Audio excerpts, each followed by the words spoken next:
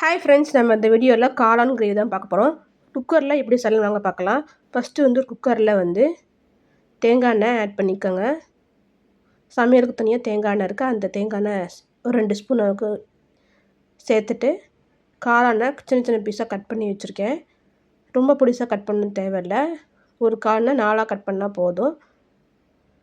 எல்லாத்தையும் சேர்த்துட்டு நல்லா வதக்கிக்கோங்க. சிம்லேயே வச்சு நல்லா வதக்கிக்கோங்க. ஒரு 2 நிமிஷம் அளவுக்கு நல்லா வதக்கிட்டு இதில் வந்து கொஞ்சமாக மஞ்சத்தூள், காளான்லாம் உப்பு சேர்கிறதுக்காக நம்ம வந்து கொஞ்சமாக உப்பு சேர்த்துக்கிறோம்.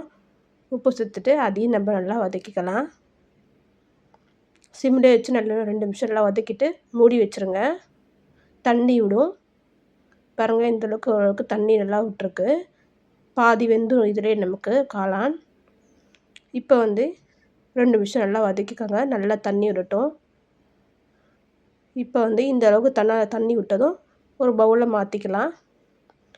மாற்றிட்டு இப்போ வந்து அதே குக்கரில் கடலெண்ணெய் கொஞ்சமாக சேர்த்துக்கலாம். ஒரு 2 ஸ்பூன் அளவுக்கு கடலெண்ணெய் சேர்த்துக்கோங்க. தாராளமாக எண்ணெய் சேர்த்துக்கோங்க. அதெல்லாம் காயட்டும். இப்போ சைடில் மிக்ஸி ஜாரில் 2 பச்சை மிளகா, இஞ்சி, பூண்டு, 10 பல் பூண்டு, ஒரு பெரிய வெங்காயம் சின்னதாக கட் பண்ணியிருக்கேன், 2 தக்காளி, நல்லா பழமாக இருந்தால் டேஸ்ட்டாக இருக்கும், கொத்தமல்லி, இதுக்கு தேவையான உப்பு போட்டுட்டு மூடி வச்சு நல்லா நேவாக அரைச்சிக்கலாம் ஃபஸ்ட்டு. இப்போ எண்ணெய் காஞ்சதும் பொடிசாக நறுக்குன 2 பெரிய வெங்காயம் சேர்த்துக்கலாம். அதை நல்லா வதக்கிக்கலாம். நம்ம இது தாராளமாக ஒரு 3லேருந்து 4 பேர் சாப்பிட்லாம். இப்போ வந்து அரைச்சதும் இதில் வந்து ஒரு 10 பல் முந்திரி போட்டு நம்ம நல்லா அரைச்சிக்கலாம். தண்ணி ஊற்றி நல்லா நேவாக அரைச்சிக்கோங்க. இப்போ வந்து வெங்காயம் வதங்கின வந்து இதில் மஞ்சத்தூள்,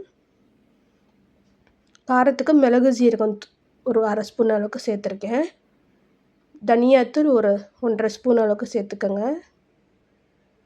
மிளகாத்தூள் 1/2 ஸ்பூன் சேர்த்துருக்கேன், அப்புறமா கொஞ்சமாக கரம் மசாலா அதையும் சேர்த்துட்டு நல்லா வதக்கிக்கலாம்.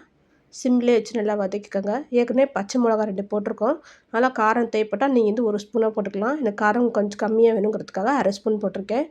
இப்போ அரைச்ச விழுதை நம்ம இதோட சேர்த்துக்கலாம். சேர்த்துட்டு தண்ணி தேவைப்பட்டால் கொஞ்சமாக நீங்கள் வந்து சேர்த்துக்கலாம். ஒரு 1/2 டம்ளருக்கு தண்ணி சேர்த்துக்கோங்க. தண்ணி சேர்த்துட்டு நல்லா கொதிக்கட்டும். இந்த பச்சை வாசனை போகிற அளவுக்கு நல்லா கொதிக்கணும் நமக்கு. ஏன்னா நம்ம பச்சையாக தான் அரைச்சிருக்கோம். பச்சை மிளகா, வெங்காயம், தக்காளி எல்லாம் பச்சையாக அரைச்சிருக்கோம். அதனால் பச்சை வாசனை போகிற அளவுக்கு நல்லா வந்து கொதிக்கட்டும். தேவைப்பட்டால் நீங்கள் வந்து நெய் சேர்த்துக்கலாம். நெய்யில் பட்டர் எது வேணால் நீங்கள் சேர்த்துக்கலாம். எல்லாம் நல்லா கொதிக்கட்டும். கொதித்ததும் இப்போ வந்து அந்த காளானை நம்ம சேர்த்துக்கலாம். சேர்த்துட்டு நல்லா மிக்ஸ் பண்ணி விட்டுக்கோங்க. இது குக்கரில் வந்து வைக்க போகிறோம், அதனால் தண்ணி கொஞ்சம் தாராளமாக இருக்கணும். நான் உப்பு பத்தலாம், நல்லா கொஞ்சமாக உப்பு சேர்த்துக்கிறேன். உப்பு சேர்த்துட்டு நல்லா மிக்ஸ் பண்ணிவிட்டு ஒரு 1/2 டம்ளர் அளவுக்கு தண்ணி சேர்த்துக்கோங்க, போதும். தண்ணியாக வேணால் நீங்கள் தண்ணியாக வச்சுக்கலாம், நீங்கள் கிரேவி மாரி வேணும்னா கிரேவி மாரி வச்சுக்கலாம். அவ்வளோதான். மூடி போட்டு ஒரு 2 விசில் விட்டுக்கோங்க. விசில் போனதும் இப்போ வந்து ஓப்பன் பண்ணி பாருங்கள், நல்லா வெந்திருக்கும் காளான், நல்லா கிரேவி பார்த்துக்கு வந்துடும். கடைசியாக கொத்தமல்லி போட்டு ரெடி பண்ணால் சுவையான காளான் கிரேவி ரெடி. நீங்களும் வீட்டை ட்ரை பண்ணி பார்த்துட்டு எப்படி இருந்துச்சுன்னு கமெண்ட் பண்ணுங்கள். Thank you friends.